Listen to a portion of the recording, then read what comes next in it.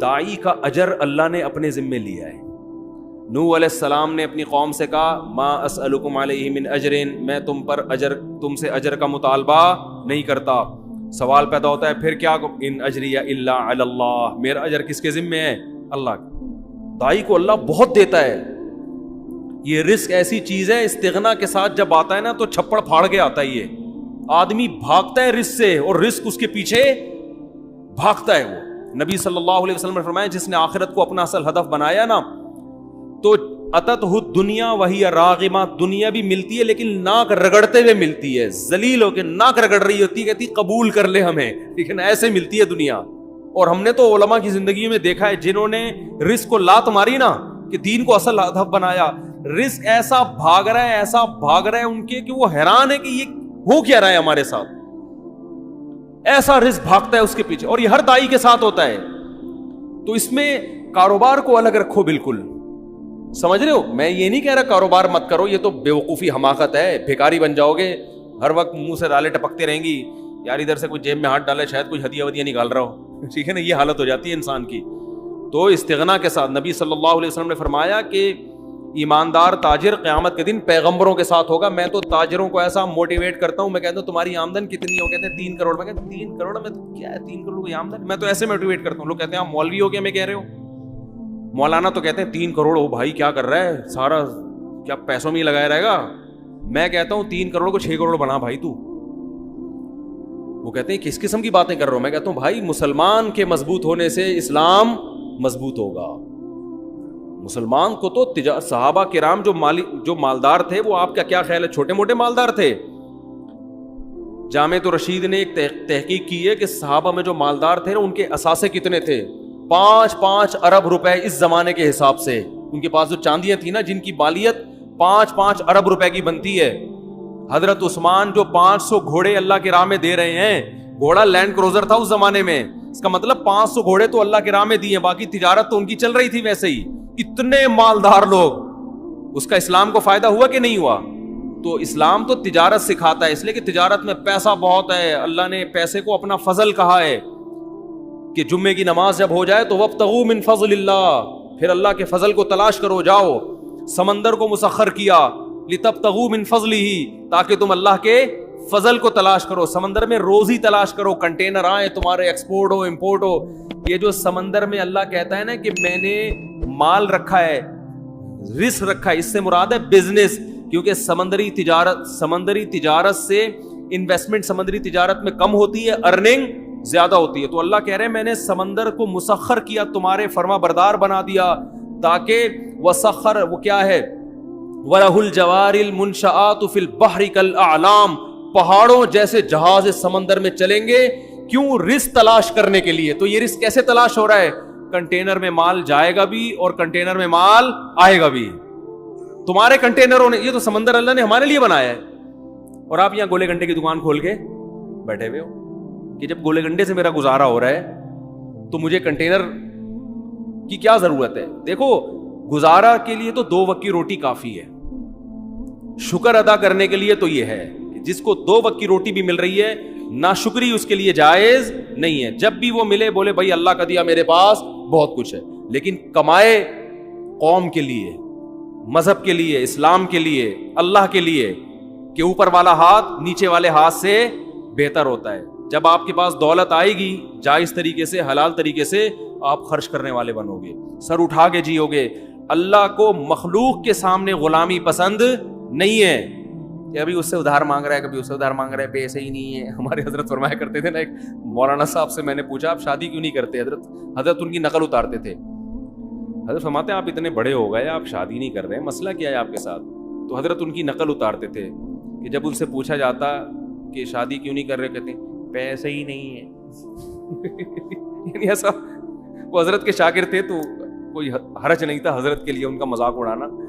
تو حضرت کو بڑا غصہ آیا کہ ایسا اسٹائل کیوں بنا رہے ہو, پیسے ہی نہیں ہے. یعنی یہ ناشکری والا اسٹائل ہے نا, یہ کیا کریں پیسے ہی نہیں ہے. تو حضرت کو بہت غصہ آتا تھا ان کے اوپر, نہیں یہ اسٹائل کیوں ہے؟ اسٹائل یہ ہونا چاہیے بھائی اللہ کا دیا بہت کچھ ہے. سوال جب اتنا کچھ ہے تو شادی کیوں نہیں کر رہے؟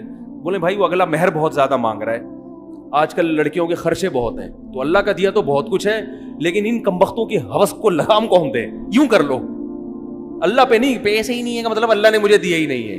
تو بولو پیسہ بہت ہے بھائی, اللہ کا دیا بہت کچھ ہے, حالانکہ کچھ بھی نہ ہو پھر بھی بولو بہت کچھ ہے, اس لیے کہ واقعی بہت کچھ ہے. جہاں آپ کو 2 وقت کی روٹی مل رہی ہے نا, آنکھوں میں بینائی ہے, سننے کی سماعت ہے, بہت کچھ اللہ نے آپ کو دے دیا ہے. اب رونے دھونے کی اجازت نہیں ہے. تو اب آپ کماؤ, زیادہ کماؤ, قوم کے لیے کماؤ. آپ مدرسوں میں خرچ کرو گے, بیوہ عورتوں پہ خرچ کرو گے, یتیموں کی, ایک یتیم کی کفالت, نبی نے کیا فرمایا کہ جس نے یتیم کی کفالت کی جنت میں میرے ساتھ ایسے ہوگا. ذهب اہل الدثور بالاجور, صحابہ نبی کے پاس آئے, یا رسول اللہ مالدار لوگ تو اجر میں بڑھ گئے, جتنی نمازیں ہم پڑھتے ہیں وہ بھی پڑھتے ہیں, لیکن صدقات و خیرات تو وہ ہم سے زیادہ کر رہے ہیں. اب غریب آدمی احساس کمتری میں جاتا ہے, تو وہ یہ سوچ کے شکر ادا کرے کہ اللہ نے آپ کو دولت نہ دے کے بہت سے فتنوں سے بچا لیا, کیونکہ دولت آنے کے بعد اجر میں آگے کم بڑھنے لوگ, نیکیوں میں کم بڑھتے ہیں, گناہوں میں بڑھنے والے زیادہ ہیں. تو اللہ نے آپ کو اس آزمائش سے بچا لیا, آپ کا حساب بھی ہلکا پھلکا. قیامت پہ اللہ پیسوں کا حساب مانگے گا, آپ بولو گے جیب نکال کے دو گے, اللہ میاں کو پیسے ہی نہیں ہے, کس چیز کا حساب لے رہے ہیں. اللہ صبح ایک انڈا بمشکل کھا لیا کرتے تھے, وہ بھی بیگم کی صلواتیں سن کے, تو وہ ویسے ہی گناہ اس کے غریب کے معاف ہو چکے ہوں گے. بیگم نے اتنی سنائی ہوگی, اس کا سر گنجا کر دیا ہوگا, کم بخت جب دھیلا نہیں ہے تو مجھ سے شادی کیوں کی تھی. تو وہ غریب تو ویسے ہی لپٹایا کہاں جائے گا جنت میں. تو مالدار کی آزمائش زیادہ ہے. تو جو آزمائش اللہ کی طرف سے ہو وہ تو ٹھیک ہے, اپنی حماقتوں سے جو آزمائش ہوتی ہے پھر وہ صحیح نہیں ہوتی. تو آپ اپنی حماقتوں سے اگر غریب بنے ہوئے ہو تو یہ اللہ کی طرف سے آزمائش نہیں ہے, بلکہ یہ کس کی طرف سے ہے؟ یہ آپ کی اپنی حماقت ہے. تو اپنے طرف سے تو کوشش کرنی چاہیے. خیر بات کو جلدی سے سمیٹ کے ختم کرتا ہوں. تو اللہ نے کیا فرمایا کہ تم اکیلے میں غور کرو, تمہارے ساتھی محمد صلی اللہ علیہ وسلم کے دل میں نہ تو لالچ ہے اور نہ ان کو جنون ہے, یہ ان کے برحق ہونے کی علامت ہے. قوم سے ٹکر لے رہے ہیں, مارے کھا رہے ہیں, پتھر سر سے خون نکلتا ہے تو جوتوں میں جمع ہو جاتا ہے, رشتہ دار سب الگ ہو گئے, چچا کہہ رہے ہیں کہ مجھ پہ اتنا بوجھ مت ڈالو کہ میں برداشت نہ کر سکوں. تو یہ بہت بڑی دلیل ہے آپ صلی اللہ علیہ وسلم کے برحق ہونے کی. تو قرآن کہہ رہے ہیں تسألوہم اجرن, اے نبی کیا آپ نے ان سے پیسے مانگے ہیں کہ جو مجھ پر ایمان لائے گا تو مجھے زکاتیں لا کے دیا کرے, مجھے ہدیے لا کے دیا کرے, مجھے اتنے پیسے ہر مہینے دیا کرے, اور جس کی وجہ سے یہ بوجھل ہو گئے ہوں؟ ایسا بھی نہیں ہے. حتیٰ کہ دیکھو ابو طلحہ انصاری رضی اللہ تعالیٰ عنہ آئے نبی کے پاس, بس یہ واقعہ سنا کے بیان ختم کرتا ہوں, کہ یا رسول اللہ قرآن میں اللہ نے آیتیں نازل کر دی, لن تنالوا البر حتی تنفقوا مما تحبون, کہ تم نیکی کی حقیقت تک اس وقت تک نہیں پہنچ سکتے جب تک محبوب چیز اللہ کی راہ میں صدقہ نہ کرو. یعنی اگر نیکی تو کم چیز بھی صدقہ کرنے سے ہوگی, لیکن اگر نیکی کی حقیقت اور تہ تک پہنچنا چاہتے ہو تو ایسی چیز صدقہ کرو جس سے تمہارا دل اٹکا ہوا ہے. محبوب چیز نکالو اللہ کی راہ میں, قربانی دو. دیکھو جس کو دنیا میں جب ایک دوسرے سے محبت ہوتی ہے نا تو لوگ آپ سے آپ کی پسندیدہ چیز مانگ لیتے ہیں. سیٹنگ میں تو یہ بہت ہوتا ہے, لڑکے بتاتے ہیں میری اپنی کوئی سیٹنگ نہیں ہے الحمدللہ, کہ سیٹنگ میں یہ بہت ہوتا ہے کہ وہ محبوبہ نے یہ مانگ لیا, اپنی کوئی خاص چیز مانگ لی کہ بھئی یہ گھڑی ہے یا یہ موبائل ہے, اب آپ آزمائش میں آ گئے. اب آپ کو محبت تھی, آپ نے کہا کوئی بات نہیں یہ آئی فون تمہارا ہوگا, وہ جوش میں آ جاتی ہے بھائی یہ ہے محبت. یہ دنیا میں ہوتا ہے, انسان آزماتا ہے. اور یاد رکھو یہ ہمارے ہاں بہت بڑی اللہ کی نعمت ہے کہ اب بھی عورت پہ خرچ کرنے کا جذبہ ہے, پٹانے کے لیے بھی. گوروں میں یہ بھی ختم, گوروں میں عورت کا یہ حق بھی ختم ہو گیا کہ انگریز عورت کو پٹانے کے لیے اس پہ خرچ نہیں کرتا, دونوں ایک دوسرے کو اپنے خرچے پہ پٹا رہے ہوتے ہیں. یعنی گرل فرینڈ بھی بوائے فرینڈ کا خرچہ اٹھا رہی ہوتی ہے آدھا آدھا. کم بخت کی سیٹنگ چل رہی ہے گرل فرینڈ سے, برگر بھی وہ اپنے خرچے پہ کھائے گی بیٹھ کے. یہ عورت کا حال ہو گیا ان ملکوں میں. یعنی نہیں آ رہی سمجھ میں میرا خیال ہے, یہ تو یہاں ہے کہ برگر اپنے خرچے پہ, پیزا اپنے خرچے پہ, اور ایزی لوڈ اپنے خرچے پہ, پھر کہیں جا کے وہ 8-10 پہ یہ خرچہ ہوگا تو ایک آدھ پٹ پٹا کے آئے گی آپ کے پاس. وہاں انگریز خرچہ نہیں کرتا گرل فرینڈ پہ, کیونکہ وہ بھائی تو جیسے میری ضرورت گرل فرینڈ ہے تو تمہاری ضرورت بوائے فرینڈ ہے, تو تم اپنے پیسوں سے برگر کھاؤ, میں اپنے پیسوں سے برگر کھاؤں گا. اتنے مزے گوروں کے ہیں, اور نقصان کس کا ہو رہا ہے؟ عورت کا. تو عورت کے حقوق یہاں جتنے ہیں نا وہاں نہیں. گرل فرینڈ حرام ہے, ناجائز ہے, کہیں شروع نہ کر دیں. ایک مثال دے رہا ہوں میں. تو کیا بات کر رہا تھا میں, جلدی سے بات کو سمیٹ کے ختم کروں میں. کون سا بات؟ ہاں, تو محبوب ترین چیز اللہ کی راہ میں صدقہ کیا جائے. قرآن نے کہا نیکی کی تہ تک تم اس وقت پہنچو گے.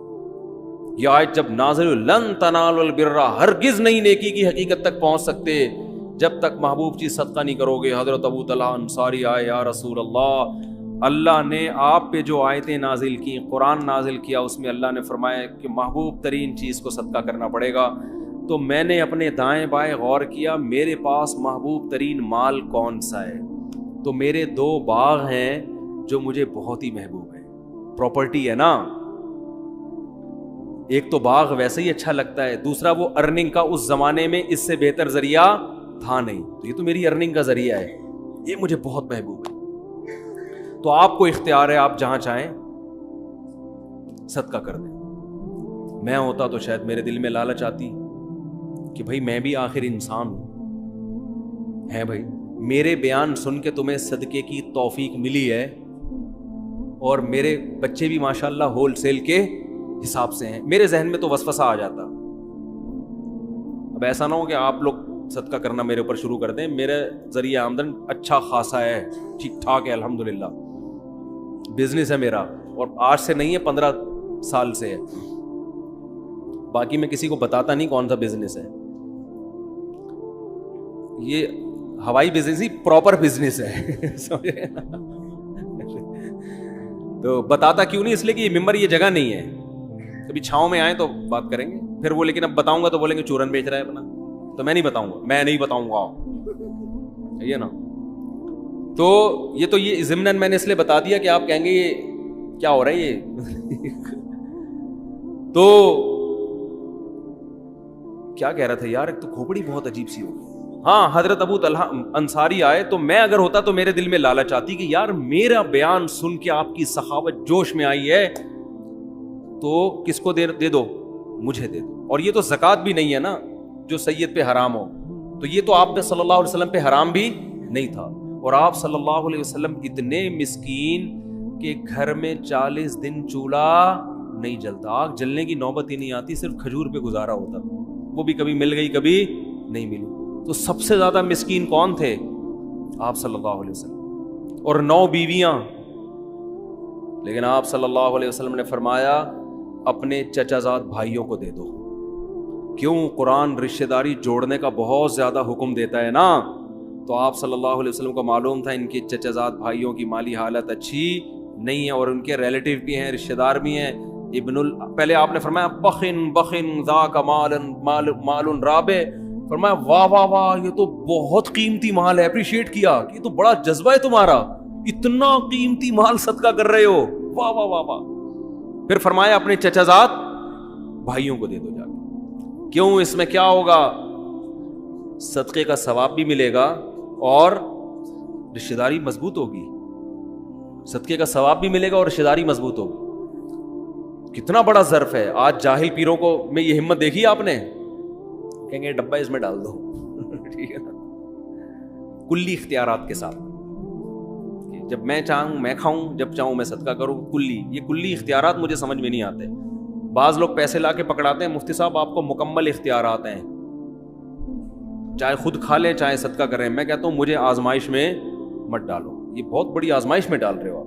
بھائی مجھے ہدیہ دینا تو بولو آپ کے ہیں, وہ تو پھر مجھے خود ہی اختیارات ہوں گے.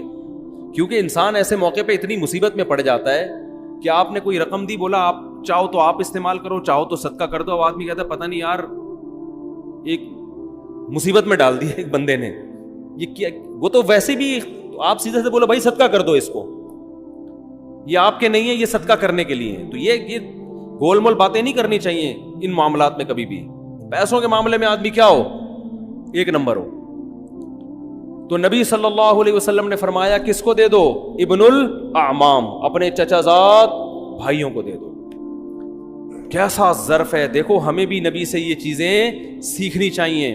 آپ جب بہن بھائیوں کو صدقے کی ترغیب دے رہے ہو، رشت کوئی بھی گھر کا بڑا ہوتا ہے بچوں کو ترغیب دے رہا ہوتا ہے، تو اپنے فضائل نہ سنانے شروع کر دیا کرو ٹھیک ہے نا؟ اس سے بچے سمجھیں گے ابا کے حقوق ابا کے علاوہ کوئی اور بتائے ان کو، پھر مزہ آئے گا۔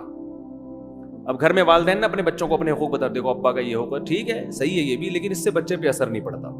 بچے کو ابا کے حقوق کوئی اور بتائے گا تو ماں بتائے بچے کو باپ کے حقوق کیا ہوتے ہیں، اور باپ بتائے کہ ماں کے حقوق کیا ہوتے ہیں، پھر کام ہوگا ہٹو بچوں۔ ابا اپنے حقوق بتا رہا ہوتا ہے، اماں اپنے والے زیادہ بتانا شروع کر دیتی ہیں، بچہ کہتا ہے یار دونوں کے کیا ہیں آپس میں مفاد ہے، ٹھیک ہے نا؟ ماں اگر باپ کے حقوق بتائے نا کہ بیٹا تمہارے باپ کا یہ حق ہے، باپ سے کبھی اونچی آواز سے بات نہیں کرنا، اور باپ کی بڑی عزت ہوتی ہے، یہ تمہارا باپ ہے صحیح ہے، ٹھیک ہے، یہ تمہارا کیا ہے؟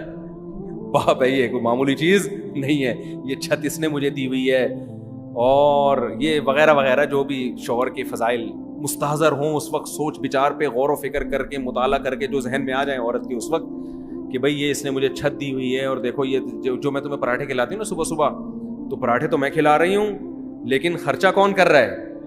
بچوں کو نا ابا کی احسانات نظر نہیں آ رہے ہوتے، اماں کے نظر آ رہے ہوتے ہیں کہ اماں پیمپر بھی چینج کر رہی ہوتی ہے، واپس دوسرا لگا بھی رہی ہوتی ہیں، یہ نہیں پتا ہوتا کہ پیمپر میں تیل کس کا نکلا ہے خریدنے میں، یہ باپ کا نکلا ہے، سارا دن کماتا ہے وہ گدھے کی طرح، پھر جا کے پیمپر آ رہے ہیں گھر میں۔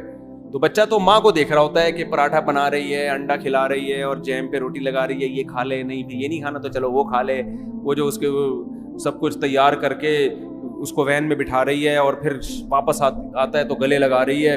بچہ یہ دیکھ کے سمجھتا ہے کہ اماں کے حقوق ابا سے زیادہ ہیں، تو اماں یہ سکھائے کہ بیٹا یہ پیمپر ابو کے پیسوں سے آیا، یہ جو چھت ملی ہے کس نے دی ہے؟ تم اتنی عزت کے ساتھ ہو نا، میں بھی اور تم بھی، یہ کس نے دی ہے یہ نعمت؟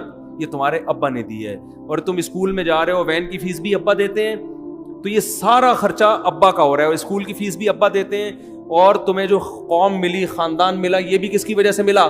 ابا کی وجہ سے، پھر مزہ آئے گا۔ اور ابا الٹا کام کر رہے ہوں، ابا کہہ رہے ہوں کہ بیٹا دیکھو تمہیں تکلیفوں سے جنا کس نے ہے؟ ماں نے جنا ہے، اور میں تو صرف پیسے دے کے نکل لیتا ہوں پتلی گلی سے۔ یہ جو صبح اٹھے پراٹھے بناتی ہے بیچاری، کچن کے سامنے آگ میں کھڑی ہوتی ہے اتنی دیر، اور بار بار پیمپر چیک کرتی ہے رپورٹ کیسی ہے، یہی کام آج کل رہ گیا نا، خراب رپورٹ ہے تو چینج کر دو ورنہ وہی لگا رہنے دو، ٹھیک ہے نا؟ تو وہ بچوں کی ہگائی متائی کا کام تو پیمپروں نے اپنے ذمہ لے لیا ہے، تو یہ جو چیک کرتی ہے، میرے اندر تو یہ ہمت نہیں ہے، تمہیں گود سے لگایا، تمہیں اپنی چھاتی سے دودھ پلایا، تمہیں تکلیفوں سے اٹھایا، تو باپ ماں کے فضائل سنا رہا ہوں، اور بیٹا یہ جو میں گھر میں تم آرام سے پل رہے ہو، میں سفر بھی کرتا ہوں، دنیا سے باہر بھی ملک سے باہر بھی جاتا ہوں، شہر سے باہر بھی جاتا ہوں میں، تو میں پھر بھی تمہارے بارے میں سکون میں رہتا ہوں کہ انہیں کوئی تنگ نہیں کرے گا، یہ محفوظ ہاتھوں میں ہے، کیونکہ ماں کا آلٹرنیٹ کوئی بھی نہیں ہے۔ تو میں جو اتنی بے فکری سے تھڑے پہ بیٹھ کے گپے لگا رہا ہوتا ہوں نا دوستوں کے ساتھ، مجھے پتا ہے بچے گھر میں صحیح پل رہے ہیں، ماں کے علاوہ کسی اور گود میں ہوتے پتہ نہیں کیا کر رہی ہے، زہر کھلا دے کہ مارنا دیتی کہیں، وہ سامنے تو بڑی اچھی بنی ہوتی ہے ماشاءاللہ، میرا لال باپ کے جاتے ہی بولے کم بخت، ایک آدمی نے یہ شادی کی، سوتیلے بیٹا ملا نا اس کو، تو مجھے وہ کہہ رہا ہے یار یہ سوتیلا بیٹا جو ہے نا مجھے ایک آنکھ نہیں مارا ہے ٹھیک ہے نا، ان کا مزاج بھی ہے، کہہ رہے یار یہ مجھے ایک آنکھ نہیں مارا ہے یہ، تو میں نے کہا کیا خرابی؟ کہہ رہے یار یہ مجھے پتہ نہیں اپنے بچوں میں بالکل بھی اچھا نہیں لگ رہا ہے۔ تو ظاہر ہے جو سچی مچی کی ماں ہوتی ہے، سچی مچی کا باپ ہوتا ہے، اس کو جو اپنے بچے اچھے لگتے ہیں وہ دوسروں کے اچھے نہیں لگتے، تو باپ کو چاہیے بچوں کو بتائے کہ دیکھو تمہاری ماں نے جو تمہیں گود میں سکون ملا ہے نا، اور میں بھی جو تمہاری طرف سے تسلی میں ہوں، کیونکہ مجھے پتا ہے کہ تمہاری ماں تمہیں پال رہی ہے، کوئی اور عورت ہوتی تو مجھے بھی تسلی نہ ہوتی۔ تو دونوں ایک دوسرے کے فضائل سنائیں گے تو کام چلے گا، وہ ادھر اپنی طرف گھسیٹ رہا ہے، وہ ادھر اپنی طرف، کہ ماں کی باتوں میں نہیں آنا، بتا دوں میں یہ تو میں اس کی باتوں میں آ گیا تھا تو شادی ہو گئی میری اس سے، اب تم نہیں آنا، تمہاری ماں الٹی باتیں بتائے گی بیٹا تمہیں، اور ماں یہ کہہ رہی ہوتی دیکھو تمہارے ابا نے تو مجھے کبھی سکون دیا نہیں ہے، اس کی باتوں میں مت آنا۔ تو اس سے بچہ کسی کا بھی نہیں بنتا، یہ بتا دوں، نہ باپ کا رہتا ہے نہ ماں کا رہتا ہے۔ تو کہاں سے کہاں بات چلی گئی؟ تو خلاصہ یہ نکلا اس پوری بحث کا کہ ہمارے نبی کی دعوت میں کیا تھا؟ اخلاص، اور یہ جب تک لوگوں کی جیب پہ لالچ ہوگی نا، نظر ہوگی، یہ چیز پیدا نہیں ہوگی. گھما پھرا کے لے آؤ گے کہیں نہ کہیں سے چورن چٹنی کی طرف، ٹھیک ہے نا. ایک دم مایوس کر دو لوگوں سے اپنے آپ، ایک دم کیا کر دو، مایوس، کہ بھائی کوئی کروڑ پتی بھی ہے تو میری بلا سے، میرے لیے نہیں ہے وہ، میں وہی ہے جو میری جیب میں ہے. میں نے ایک بیان کیا تھا، وہ بڑا اچھا کلپ چلا ہے، بہت میں نے خود بھی سنا تو بڑا اچھا لگا، مجھے مزہ آیا، کہ آپ کے سامنے لوگ اپنی دولت بتاتے ہوئے ڈرے نہیں، اپنے آپ کو ایسا بناؤ. کوئی آ کے آپ کو کہتا ہے نا میری کروڑوں روپے کی آمدن ہے، ڈرتا ہے، بتاتا نہیں ہے، اس کو پتا ہے قرضہ مانگے، کل اس کے پہ حالات آئیں گے، مجھے اسے فون کرے گا پیسے چاہیے. تو اپنے آپ کو ایسا بنا دو کہ لوگ آپ کے سامنے آ کے اپنے دل کی بات رکھیں کہ میری اصل ایکچوئل آمدن اتنی ہے، اور اس کو یہ امید ہو کہ میرے بتانے سے ان کی صحت پہ کوئی فرق نہیں پڑے گا. ایسا نہیں ہوگا کہ حالات آئے تو مجھے فون کریں. میں بہت نالائق ہوں، لیکن اللہ کا فضل ہے، بڑے بڑے تاجر مجھے اپنی آمدن بتاتے ہوئے جھجکتے نہیں ہیں.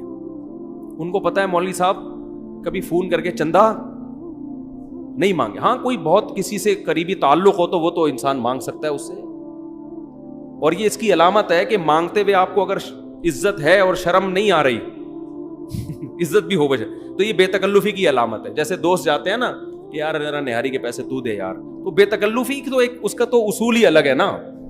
کسی سے اتنی گہری دوستی ہو، بے تکلفی ہو، اس سے مانگنے میں تو کوئی حرج نہیں ہے، کیونکہ وہ بھی مانگ لے گا آپ سے، آپ بھی مانگ لو گے اس سے، یا ویسے ہی اس سے تعلق اتنا ہے اور آپ کو بھی پتا ہے منع بھی کر دے گا، تو وہ تو ریلیٹو اپنے خاص ہوتے ہیں، وہ انسان کو پتا چل جاتا ہے.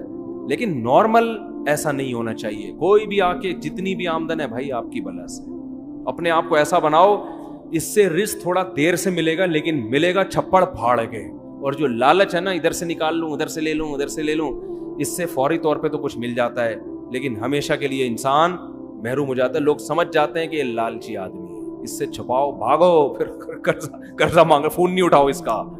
سمجھتے ہو گے نہیں سمجھتے؟ خدا کی قسم سر اٹھا کے عزت کے ساتھ جینے میں جو مزہ ہے نا، ایسا خاندانی مزہ ہے جو کباب پراٹھوں میں وہ مزہ نہیں ہے. ایک واقعہ سنا دوں تاکہ بیان کمپلیٹ ہو جائے. ہمارے حضرت ایک واقعہ بہت سنایا کرتے تھے، ہمیں بڑا اچھا لگتا تھا یہ واقعہ. پرانے وقتوں کی بات ہے، جب بادشاہی حکومت ہوا کرتی تھی، تو ہندوستان سے جو ہے نا کوئی شخص چلا گیا کسی عرب کنٹری میں. اس وقت سعودی عرب نہیں تھا، عرب ارض حجاز کہا جاتا تھا. عرب لوگ بڑے سخی ہوتے ہیں. تو یہ چلا گیا بے یار و مددگار، تو وہاں کسی شہزادے نے اس کا بڑا اکرام کیا کہ بھئی ہندوستان سے آیا ہے، مسافر ہے، تو بڑا اکرام کیا اس کا. اس کو بڑی خوشی ہوئی، یار ایک عرب شہزادہ میرا اکرام کر رہا ہے. تو اس نے کہا کہ کبھی ہندوستان آؤ اور تمہیں کچھ ضرورت ہو تو میرے گھر پہ آنا. شہزادے نے کہا مجھے کیا ضرورت، میں شہزادہ آدمی، میں تو فقیر غریب آدمی ہے، تو میں نے تیری مدد کر لی، ویسے ہی مجھے کوئی تجھ سے مدد نہیں. وہ فقیر تھا بیچارہ، غریب تھا نا.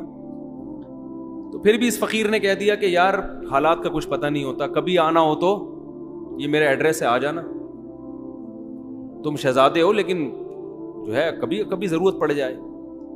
اللہ کی قدرت کی بغاوت ہوئی، اس حکومت کا خاتمہ، اور ظاہر ہے پھر تو شہزادے قتل ہوتے ہیں. تو یہ بھاگا، اب وہ عرب کی زمین چھوڑ کے بھاگا. تو اس کو خیال آیا کہ میرا ایک ہندوستان میں دوست تھا، تو اس نے یہ مجھے ایڈریس دیا تھا. اچھا، اس شہزادے نے اس کو کہا تھا کہ ہم شہزادے لوگ ہیں، ہم کسی کے سامنے ہاتھ نہیں پھیلاتے، ہمارا اسٹائل ہی یہی ہے. شہزادے، ہم شہزادے لوگ ہیں، ہاتھ نہیں پھیلاتے ہم کسی کے سامنے، چاہے کتنی ضرورت ہو. اب اس کو پڑ گئی ضرورت. اس نے کہا یار اس نے بڑے واسطے دیے تھے کہ میرے پاس ضرور آنا، بڑی خوشی ہوگی، تو چلو یار چلتے ہیں. یہ سمجھا بے تکلف دوست ہے. جب اس کے در پہ گیا، پہلے تو اس نے پہچاننے سے انکار کر دیا. اس نے بتایا میں وہ شہزادہ ہوں. ویلکم، آئیے آئیے بیٹھیے. آئیے، کیسے آنا ہوا؟ یار حالات نے تختہ پلٹا اور مجھے ضرورت پڑ گئی، آج میں تمہارے در پہ آ گیا. تو اس ہندوستانی نے فارسی کا ایک شعر پڑھا. اس شعر کا مفہوم یہ ہے کہ حاجت اور ضرورت بڑے بڑے شیروں کو پتہ نہیں گیدڑ بنا دیتی ہے یا لومڑی بنا دیتی ہے. بڑے بڑے شیروں کو کیا کر دیتی ہے؟ گیدڑ یا فقیر بنا دیتی ہے. کچھ ایسا اس نے شعر پڑھا جس میں توہین کا تھوڑا سا عنصر تھا کہ دیکھو تو اتنا بڑا شہزادہ تھا، لیکن ضرورت جب پڑتی ہے نا، بھوک لگتی ہے، تو بڑے بڑے شہزادے بھی کیا بن جاتے ہیں؟ فقیر. یہ بڑا نالائق تھا. اس نے یہ ایسے موقع پہ کہنے کا تھا نہیں شعر. یہ تھا تو خون میں تو شہزادہ تھا نا، بلڈ تو وہی تھا.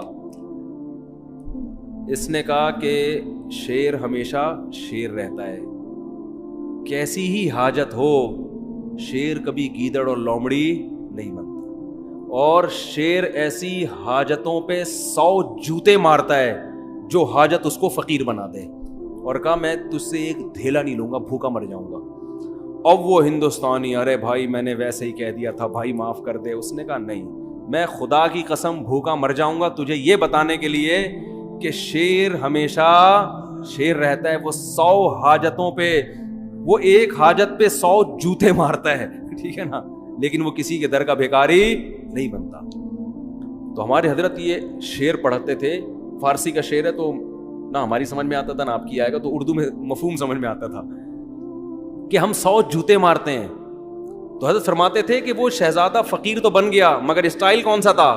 شہزادوں والا۔ تو یہ شہزادہ بننا ہر ایک کے اختیار میں ہے۔ بات آ رہی ہے سمجھ میں؟ ایک شہزادہ وہ ہوتا ہے جو حکومت ملتی ہے اور بڑا پیسہ مل جاتا ہے، یہ ہر ایک کے اختیار میں نہیں ہے، کوشش ہے بنتا نہیں ہے، لیکن یہ شہزادگی جو ہے نا کہ اسٹائل کیسا ہو، شہزادوں والا، سر اٹھا کے جیتا ہو، یہ رکشے والے بھی کر سکتے ہیں، ٹماٹر والے بھی کر سکتے ہیں۔ بھائی ہم حاجتوں پہ 100 کوڑے لگاتے ہیں، کسی کے سامنے زبان ٹیڑھی، ایسے رہو۔ دیکھو یہ ہمارے جو بڑے بڑے حکومتی اہلکار ہیں نا، ارب پتی ہیں کہ نہیں ہیں، پھر بھی بہت سے ان میں بھیکاری ہے یا نہیں ہے؟ کیا عزت ہے یار ان کی، وہ ادھر سے 5 ارب کھا گیا، ادھر سے اتنے روپے کھا گیا، ادھر سے اتنے کھا گیا، ادھر اتنے کیس چل رہے ہیں، عدالت میں جا رہا ہے، کبھی بھاگ رہا ہے وہاں سے، کبھی اندر ہو رہا ہے، کبھی باہر آ رہا ہے، لوگ صبح و شام لعنت، اتنا پیسہ ہو کے بھی صبح و شام لعنتیں پڑ رہی ہیں۔ اسٹیل مل کھا گیا، ایک پی آئی اے کھا گیا، ایک یہ کھا گیا، ایک ریلوے کو کھا گیا۔ کیا عزت ہے ان لوگوں کی، بھیکاری ہے یہ۔ اس سے وہ موچی اچھا ہے جو جوتے گانٹھ رہے لوگوں کے اور کسی کے سامنے ہاتھ نہیں پھیلا۔ اللہ کی نظر میں یہ شہزادہ ہے۔ تو یاد رکھو کسی کے سامنے ہاتھ پھیلانا یہ معمولی بات نہیں ہے، یہ اپنی عزت کا جنازہ نکالنا ہے۔ اللہ سے دعا مانگا کرو اللہ کسی آزمائش میں نہ لے کر آئے، اللہ اتنا دے کہ ہمیں ضرورت نہ پڑے، لیکن یہ بھی دعا مانگو اے اللہ اگر کبھی خدا نہ خواستہ آزمائش مقدر ہے تو ہمیں کسی کے سامنے ہاتھ پھیلانے والا نہ بنا، ہاتھ نہ پھیلائے، سر اٹھا کے جیے، دھیلا نہ ہو، لیکن اسٹائل ایسا ہو جیسے آپ سے بڑا سیٹ دنیا میں کوئی ہے ہی نہیں۔ ہمارے حضرت بہت غریب تھے، 60 سال کی عمر تک، فرماتے ہیں کہ میرے پاس لاہور اپنے شیخ کی زیارت کے لیے ٹرین کا کرایہ نہیں ہوتا تھا، لیکن میں جیتا ایسے تھا لوگ قرضے مانگتے تھے مجھ سے آ کے، سمجھتے تو بہت بڑے سیٹ ہیں یہ، اور حضرت بھی دیتے نہیں تھے کیونکہ جس کو دیا واپس نہیں دیا اس نے۔ حضرت فرماتے تھے اس زمانے میں جو کسی کو قرضہ دے دے وہ احمق، اور جو لے کے واپس کر دے وہ اس سے بڑا بے وقوف۔ جو قرضہ دے دے وہ بھی بے وقوف، اور جو لے کے واپس کر دے وہ اس سے بڑا بے وقوف۔ اب اس کا ایک مطلب ہے، لوگ کہتے ہیں یہ قرضہ دینا تو واجب ہے، اس کو ڈبل بے وقوف کیوں کہہ دیا؟ ڈبل بے وقوف اس لیے کیا کہ اس کو پتا تھا میں نہیں دیتا تو کیا بگاڑ لیتا، پھر بھی دے دیا، بے وقوف ہے یا نہیں ہے؟ تو ایسا استغنا، تو انسان کسی کی جیب پہ نظر نہ رکھے۔ بھائی اپنا کھائیں گے، اپنا بھوکے مر جائیں گے تو کیا ہو گیا یار، مرتا ورتا کوئی نہیں ہے، اللہ ایسا کھلاتا ہے نا غیب سے، زبردستی لوگ ٹھوس ٹھوس کے جائیں گے آپ کے منہ میں۔ اب دیکھو ہم جب مولوی بننے کے لیے آئے تو ہمیں تو لوگ تانا دیتے تھے کھاؤ گے کہاں سے، اتنے تانے ملتے تھے، اتنے تانے، اب ٹھونس رہے ہیں مفتی صاحب گرل فش، دال چاول، مسالے والی بریانی، اور ہم جاتے بھی ہیں تو دھونے والے کھا کے، بھائی پیٹ ہے لالو کھیت تھوڑی ہے کہ اتنا گنجائش تھوڑی ہے اس میں، اللہ ٹھونستا ہے، کھلائے گا، برس پیچھے بھاگے گا آپ کے۔ تو بہت بڑی نعمت ہے، میں تو یہ باتیں کر رہا ہوں میرے اندر بھی وہ استغنا نہیں ہے، میں اس لیے باتیں کر رہا ہوں کہ میرے اندر پیدا ہو جائے۔ آپ سمجھے مفتی صاحب تو پتہ نہیں کتنے زبردست استغنا کے ساتھ جیتے ہوں گے، ہم بھی باتیں کر رہے ہیں، باتیں کرنے پر گورنمنٹ کی طرف سے کوئی پابندی نہیں ہے، عمل بڑا مشکل کام ہے، تو میں بھی اس لیے کہہ رہا ہوں تاکہ میرا بھی استحضار ہو جائے۔ تو عزت کا، اور خاص طور پر دیندار آدمی، داڑھی والے، نمازی، ان کو تو بہت عزت نفس کا خیال کرنا چاہیے، بہت زیادہ خیال کرنا چاہیے عزت نفس کا، کہ عزت پہ آنچ نہ آئے۔ تو ہمارے نبی نے اتنی غربت میں گزارا کیا، ایک پیسے نہیں مانگے، صحابی صدقے کی ترغیب دے رہے ہیں تو کہہ رہے ہیں اپنے چچا زاد بھائیوں کو دے دو، ٹھیک ہے نا، تو ان کو کبھی جہاد میں خرچ کروا رہے ہیں، اپنی ذات کے لیے نہیں مانگ رہے، اپنی ذات کے لیے، اپنی بھوک بھی نہیں بتا رہے لوگوں کو جا کے کہ میرے حالت یہ ہے، یہ میری حالت۔ صحابہ نے غزوہ خندق میں آپ کے چہرے کو دیکھ کے اندازہ لگایا کہ آپ کتنی شدید بھوک میں ہیں، چہرے کو دیکھ کے اندازہ لگایا۔ تو اس ہمارے نبی تو بڑے مستغنی تھے بھائی، ہمیں بھی ایسے زندگی گزارنی چاہیے۔ اللہ تعالیٰ عمل کی